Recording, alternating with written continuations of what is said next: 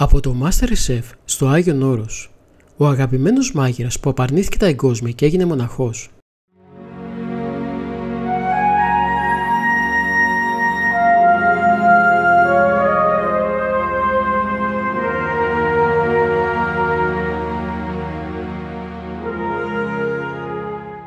Ο Στάθης Αυγουστάκης είχε γίνει ιδιαίτερα αγαπητός στο τηλεοπτικό κοινό κατά τη συμμετοχή του στο MasterChef 4.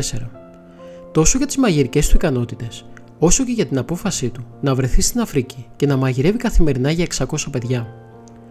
Πλέον αλλάζει ζωή και απαρνείται τα εγκόσμια.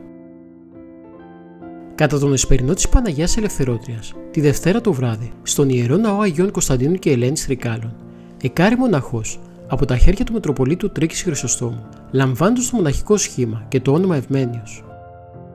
Το πρωί της Τρίτης, στον ίδιο πανηγυρίζοντα Ιερό Ναό, ο μοναχός Ευμένιος εισήλθε στη χαρά του Κυρίου του, λαμβάνοντας τον πρώτο βαθμό ιεροσύνης, καθώς ο Μητροπολίτης Χρυσόστομος τον χειροτώνησε διάκονο, με τους πιστούς να αναφωνούν «Άξιος».